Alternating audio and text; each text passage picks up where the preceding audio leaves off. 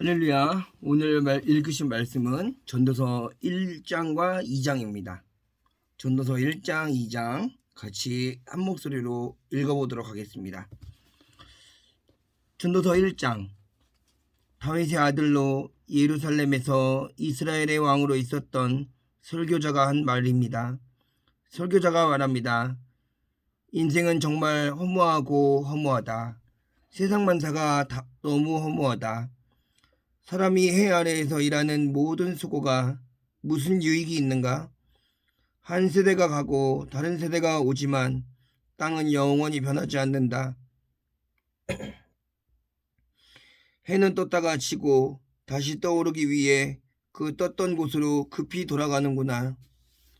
바람은 남쪽으로 분다 싶더니 다시 북쪽으로 향하고 다시 이리저리 돌아 제자리로 돌아간다.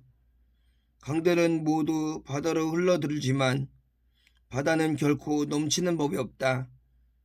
강물도 다시 돌고 돌아 제자리로 돌아간다. 세상 만사 말로 다 할 수 없이 피곤하니 눈은 보고 또 보아도 만족하지 않고 귀는 듣고 또 들어도 채워지지 않는다.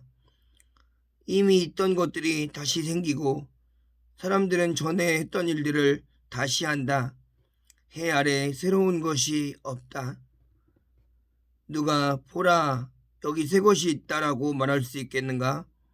그것은 이미 오래전에 있었던 것이며 우리가 나기 전에 이미 존재하였던 것일 뿐이다.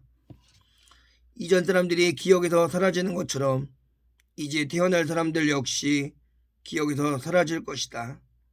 나 설교자는 예루살렘에서 이스라엘의 왕이었다. 나는 하늘 아래서 일어나는 모든 일들을 지혜로서 연구하고 깊이 생각하기로 작정했다. 하나님께서 사람들에게 얼마나 무거운 짐을 지워주셨는지 알게 되니 괴로웠다.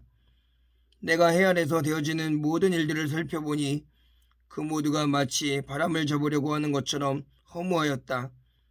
구부러진 것을 곧게 할 수 없고 부족한 것은 너무 많아서 헤아릴 수가 없다. 나는 스스로 말하였다. 예루살렘에서 왕 노릇한 사람치고 나보다 지혜와 지식을 크게 깨친 자는 없을 것이다. 나는 지혜가 무엇이며 미친 짓과 어리석음이 무엇인지를 알고 있자 생각해 보았으나 이건 역시 바람을 잡는 일과 같다는 결론을 내렸다. 지혜가 많으면 괴로움도 많고 지식이 쌓으면 그만큼 고통도 들어간다. 2장. 나는 스스로 말하였다. 이제 내가 시험적으로 마음껏 즐기리니 쾌락이 무엇인지 알아보자. 그러나 그건 역시 허무한 일일 뿐이었다. 내가 웃음을 생각해보니 그것도 미친 짓이었다. 즐기는 것에서 무슨 보람을 얻을 수 있겠는가? 이번에는 내 마음으로는 여전히 지혜를 찾으면서 술을 잔뜩 마셔보기로 했다. 나는 사람이 하늘 아래서 잠시 사는 동안 무엇이 정말 보람된 일인지를 알아보기 원했던 것이다. 나는 큰 사업들을 이루었다. 대궐들을 건축하고 포도원도 만들었다. 나를 위해 동산과 공원을 만들고 그 안에 온갖 과일나무를 심었으며 심은 나무들이 푸른 숲을 이루도록 연못을 파서 물을 대었다. 남종과 여종을 샀고 집에서 태어난 종들도 있었다. 소떼와 양떼도 예루살렘에 살았던 그 누구보다도 많았다. 금은보와 왕의 보물들 그리고 여러 지방의 진귀한 물건들을 대량으로 모아들였다. 남녀 가수들은 물론 남자들이 좋아하는 첩도 많이 두었다. 나는 전에 있던 예루살렘에 그 누구보다도 위대하게 되었고 지혜도 늘 나와 함께 있었다. 나는 내 눈이 원하는 것이라면 무엇이든지 거절하지 않았다. 그 어떤 쾌락도 사양하지 않았다. 나는 이 모든 일들로 인하여 기쁨을 누렸고 이것은 내 모든 수고의 보상이었다. 그런데 내 손이 한 일과 노력한 수고를 돌이켜보니 모든 것이 바람을 잡는 것처럼 허무했다. 해 아래에서 도대체 무슨 보람을 얻겠는가?